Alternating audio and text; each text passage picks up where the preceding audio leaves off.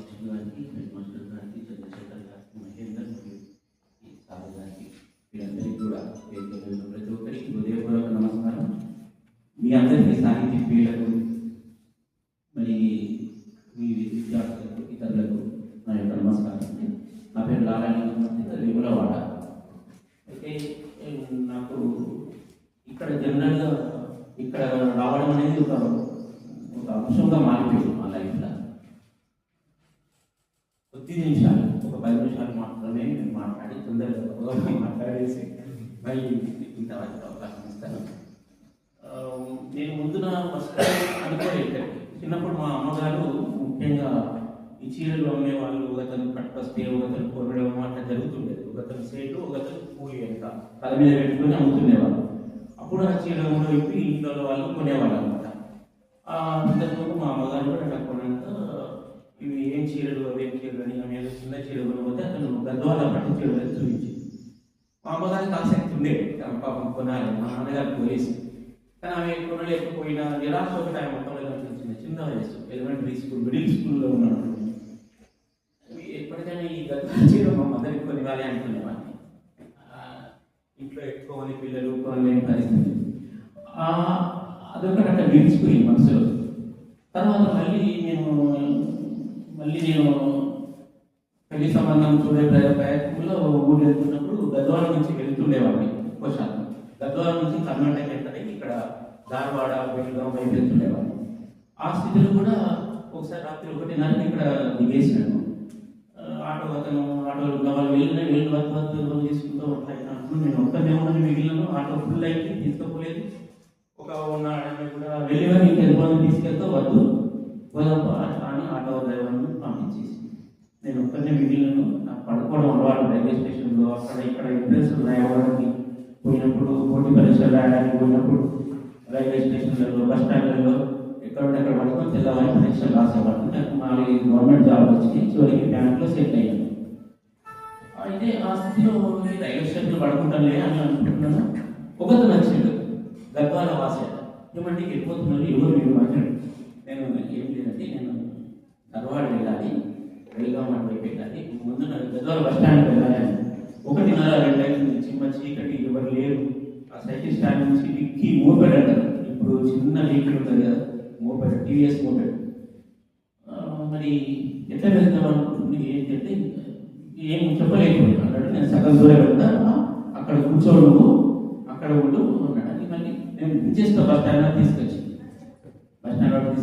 ఇంకా మరి అడిగిండు అన్నా ఫోన్ చేస్తా తర్వాత. అంటే కొంచెం జ్వరం ఉంది అంటే ట్యాబ్లెట్ టీ కొట్టు చూస్తా చాలా చెప్పి వచ్చిండు, టీ రాయించిండు. నేను ట్యాబ్లెట్ వేసుకొని టీ రాయితే వెళ్ళిపోయాను.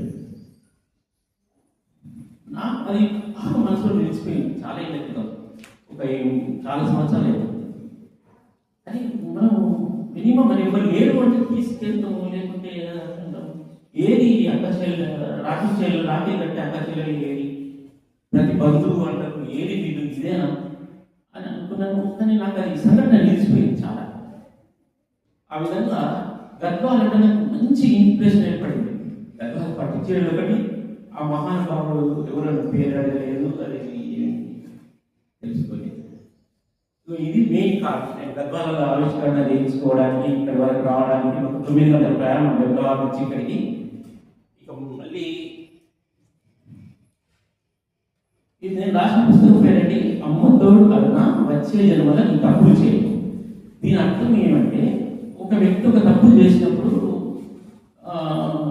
మళ్ళీ చేయొద్దు అనుకుంటాడు శాశ్వతంగా ఉంటుంది. ఇది రిపెంటెన్సీ, పశ్చాత్తాపం పడడం.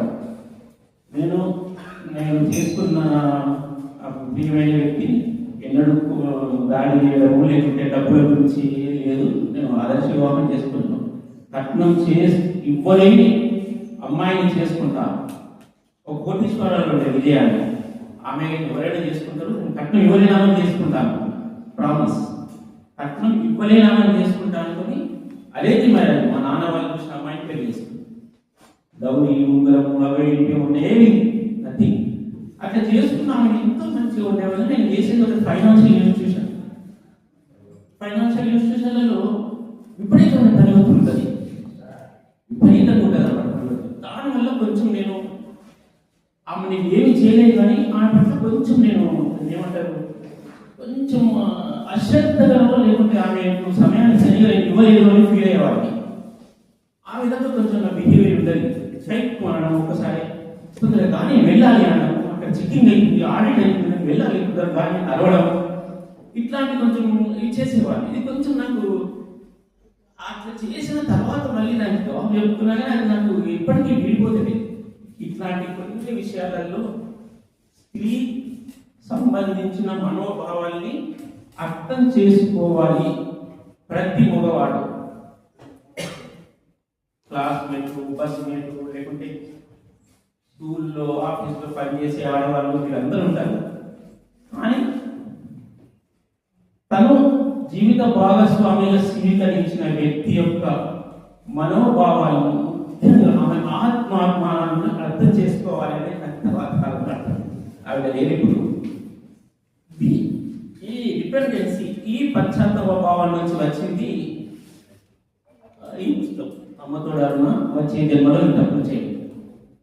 కనుక దీంట్లో ఏంటంటే సాధారణంగా మగవాళ్ళు హడావిడిగా ఉంటే మగవాళ్ళు 35 ఏళ్ళలో ఉంటే భర్తలు ఎక్కడెక్కడ జరుగుతుంటుంది అనే దాని గురించి సున్నితంగా చెప్పడం జరిగింది. ఉదాహరణగా ఒక మంచి డ్రెస్అప్ అయింది అనుకోండి, ఆమె ఎవరి కోసం అవుతుంది, మెయిన్గా నేను తన హస్బెండ్ చూడాలి అని, నన్ను సరిగ్గా గుర్తించాలి అని. అది నేను గుర్తించలేదు, తప్పు. మగవాడు తప్పకుండా ఇది బాగుంది, ఈ డ్రెస్ బాగుంది, వ్యవహారికం బాగుంది, సూట్ అయింది, కలర్ సూట్ అయింది అలా. ఇట్లాంటి వాటి స్థాయిలో నేను చేసిన మిస్టేక్ల ఆధారంగా 31 కవితలు రాశాను. ఇది మెయిన్. ఒక మంచి వంట మా ఆఫీసర్లకు నాకు పిచ్చుకున్నాం, ఆఫీసర్ల స్త్రీ వంట చేసి పెట్టడం అది ఉండేది. ఆమె అన్ని చేసేది, వాళ్ళు అక్కడ మెచ్చుకునేవాళ్ళు, నువ్వు ఇంత మంచి వంట చేసినావు, అట్లా చేయించినావు అని. నేను ఇవతో అనకపోయేవాడిని. ఇది కూడా నాకు చాలా ఇబ్బంది. తర్వాత అర్థమయ్యేవాడిని, ఆ ఉన్నప్పుడు అర్థం కాదు. సో ఇవి విషయాలు, వీటి ఆధారంగా ఒక 31 కవితలు రాశాను. అవి పనికొస్తాయి చాలా మందికి, తెలియాలి అని నాకు సహాయపడడం వల్ల నేను జనరల్ ఆత్మ అభిమానం, దాడి చేయడము, కట్నాలు, డబ్బులు, అదర్ రిలేషన్స్ అవి కాదు. ఆమె ఆత్మాభిమానాన్ని గుర్తించాలి మగవాడు కంపల్సరీగా. నువ్వు ఏమి చేయకు, పస్తులు పెట్టు, హాయిగా పడుతుంది, పస్తులు పెట్టు. పండుగ 100 రూపాయలనే నీకు ఏమంటారు, ఆ 100 రూపాయలతో నేను పండుగ మెయింటైన్ చేస్తాను, అది గుర్తించాలి అనేది నాకు అనిపించింది. సో ఈ ఆధారంగా ఈ పుస్తకం రచించడం జరిగింది. దీనిలో 2-3 పుస్తకాలు దాన్ని నచ్చినాయి. ఒకటి అట్టే నాగేశ్వరరావు ఇంటికి వెళ్ళి మేము పోతే ఆయన ఎప్పుడు ఆమెనే చూసి, ఆ 3-4 నిమిషాలలో ఆమెనే చూస్తే మా దగ్గర భయమే, అమ్మో రూలేసి బంధిస్తారా అని. దాని ఆధారంగా రాసిన మేము అడవిలో నుంచి నడుచుకుంటూ వచ్చి బస్సు కోసం ఎదురు చూస్తున్నాము. అక్కడ ఒక నక్సలైట్ ఒక చెప్పినాక రాత్రి కూడా బస్సులు అన్ని మానేసిండు, ఒక హోటల్లో పడుకుంటే ఆ హోటల్ అమ్మకి ఏడుస్తుందని చెప్పిండు. అట్లా అమ్మతోడు అరుణ అని చెప్తూ ఈ విధంగా ఆజం నగర్లో ఎయిడ్స్ అని, చలో అక్కినేని నాగేశ్వరరావు అని ఇట్లా కండక్టర్ అంటాడు. అక్కినేని రాష్ట్రాలు వెళ్ళొచ్చింది, లేవుంది మీరు అనేవాళ్ళు మమ్మల్ని చూసి ముచ్చటేసి పల్లెటూరు నుంచి ఇక్కడ చూడడానికి వచ్చిన నాగేశ్వరరావు అని, చలో అక్కినేని నాగేశ్వరరావు అంటాడు. బస్సు నాపుతుంది. ఇట్లాంటి ఆ రకంగా చేసినది.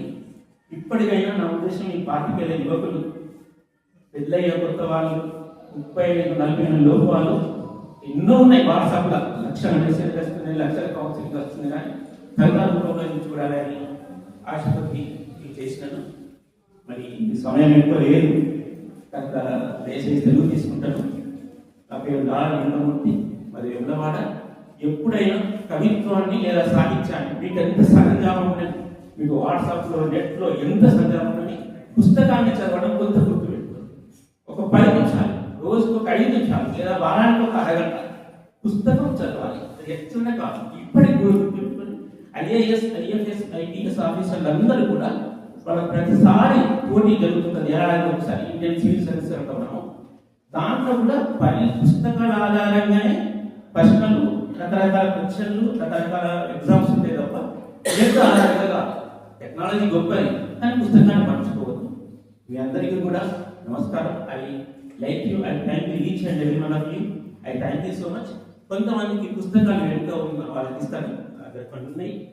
అలాగే కొద్దిగా నేను ఇందుకు సరిపోదు,